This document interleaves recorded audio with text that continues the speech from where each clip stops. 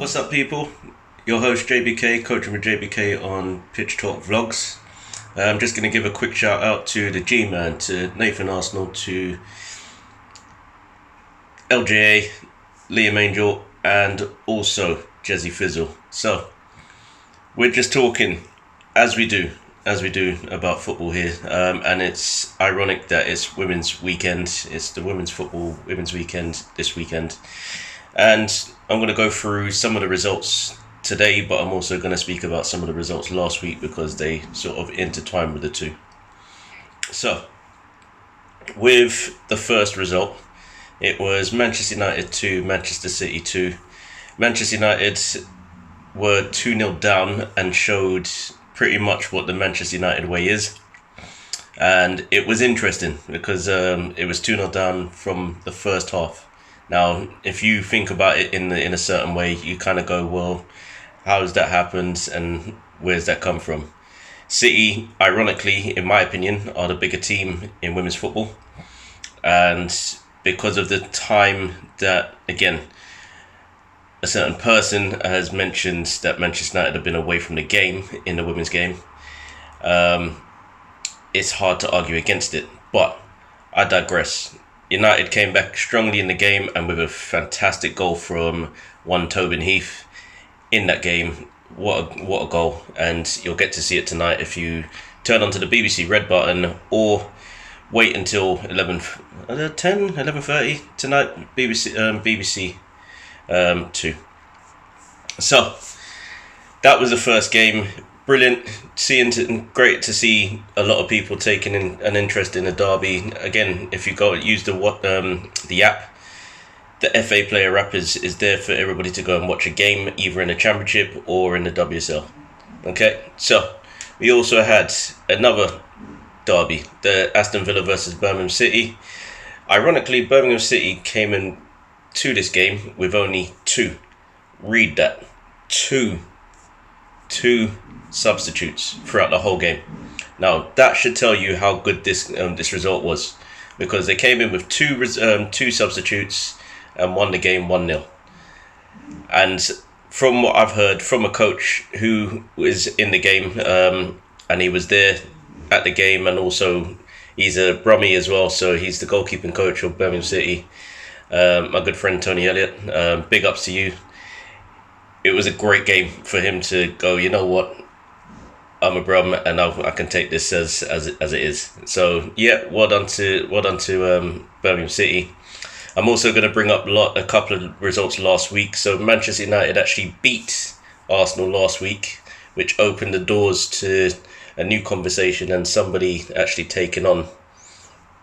And it was only a 1-0 scoreline. It was an interesting game from start to finish, but it was one of those games where you think, well, if Arsenal had turned up, then maybe they would have done a little bit more. But at the same time, I looked at it and I went, well, Manchester United deserved it. From start to finish, I watched the game and I thought, well, there's only one team that really was in this, and it was Manchester United. So well done to them. They are now top of the table, still undefeated. The only team left in the WSL to be undefeated, I believe. Or it might even be Chelsea as well. I could be wrong. And that leads me on to the next games as well. So we had also Everton Reading, Tasha Harding with an equaliser for Reading, and it was a 1-1 draw. Everton have been ironically mirroring the efforts of the men's team. So going so well and now all of a sudden not doing so well. Not sure what that is, but in my opinion, it's because I think the managers are working together. Now, not in a sense that it's a bad thing. I think the manager of Everton women's team is taking a few ideas from a Champions League winner in Carlo Ancelotti, which I think that's amazing. But it's also showing on the pitch, because Everton, from the men's side and the women's side, haven't won a game in possibly 3 or 4 between the two, and it's fine. It is what it is. It's just a blip in the season. It's a dip in form. They'll come back and try and do what they can. Moving on, and we also had Bristol City and Spurs. Now, two of the teams that are at the bottom of the table both needed a win, and it ended as a 2-2 draw. We also had a penalty in this one. We also had a last-minute goal. We also had a sending off. We had everything in this game, and it was just one of those where you go, wow, what a game. Massive. So well done to Bristol City for getting a point on the board. But both teams will probably say they needed to get a win.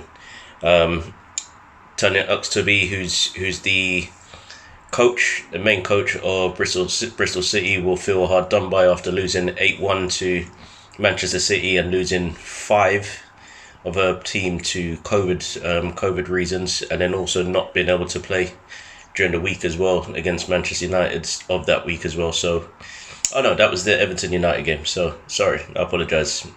So there was a lot going on. There was a lot going on in the women's game over the last 7 days, so to speak.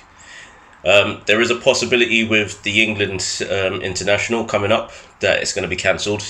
So that's another thing where there's been players that have been selected. Now it's been confirmed that there's a possible confirmation that it will just be a match between both England players, between all England players in a few weeks' time, in a couple of weeks' time, at the end of November. Moving on, and I'm getting there slowly. West Ham Brighton. Interesting game. I felt West Ham had a little bit more of a still about them, that they wanted to really go at it, and came in with some hard hitting tackles on top of Brighton. But then you kind of go, well, that's fine, that's fair enough. But then Brighton just decided just to play their way and play their game, and it was interesting to watch going through. West Ham last week beat Birmingham City 2-1, coming from behind to win the game. And it was interesting to see that. Brighton again had a bit of a tough game in theirs last week. I can't remember off the top of my head who they played, but it is what it is. I think they even won the game last week, so that shows how poor my memory is. So when you look at those two games, and then West Ham had the best of the chances, I would say West Ham are going to feel disappointed because they lost 1-0. It was just one of those that was played into the striker, played over the top of the goalkeeper, and then Jarrett outmuscled the under defender and put it into the back of the net. And it was just one of those where you think, well, you've ground out a result there, so well done. Again, Brighton started getting a bit more into the game, started having chances, almost made it 2-0, but wasn't able to convert their chance. Going into it, Chelsea Everton last week. Again, Everton had so many chances just to win the game, but they didn't. Chances, I'm not too sure. I'm going to say they had a game plan and they wanted to really stop Chelsea from playing, and they did. And Chelsea managed to find ways to break down. Being the champions, they managed to find ways to break down the opposition and managed to get 4 goals out of it, which was even better, especially when you consider what the result was today when they played Arsenal.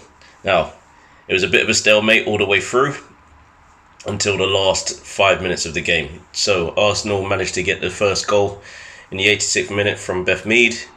Great goal, and then all of a sudden, somehow, we've managed to concede in the 90th minute to a Pernilla Harder goal. Now, it's great to know that we've managed to get the first goal of the game, and yes, it's in with 5 minutes to go, but I still feel we should have held on, being a direct rival of Chelsea. But just goes to show that we've got a lot of work to do over the rest of the season, and when we return on the 6th of December, we've got games to really show that we've got to step up our game. Even with the fact that we haven't really made too many signings, it's fine.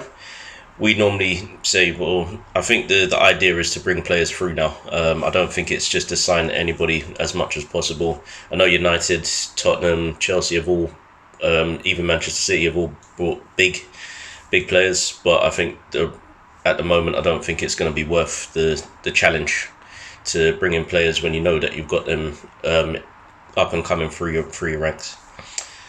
But I'm going to leave you with something that I have bought. Sometimes the women's game is overlooked, overshadowed, and it doesn't get its full attention from the world. I think it needs to. So I will agree with this certain person on that.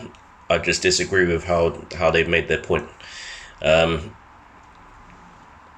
going to leave it as one of those things, as, you know what, just have a look at it. Just look at it as football is for all, and if you can play, then play. If you can coach, then coach. If you can get involved in the game in any way possible, then please do. So I'm going to leave you with this little message. Some days you just have to create your own sunshine. That's what most people are doing nowadays. I've been your host, JBK. See you later.